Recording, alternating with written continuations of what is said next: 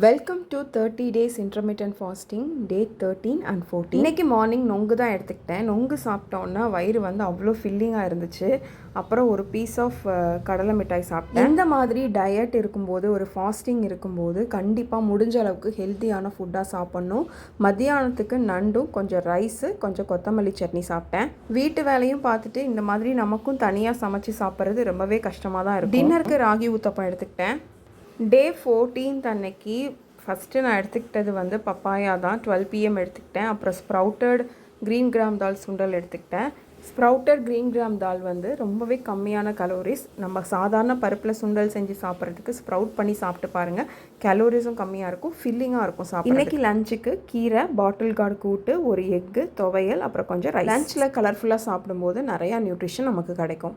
இன்றைக்கி ஈவினிங் வந்து டின்னர் எடுத்துக்கல. அதுக்கு பதிலாக ஒரு காஃபி, 3 பிஸ்கெட் சாப்பிட்டு இன்றைக்கி டே சூப்பராக போச்சு.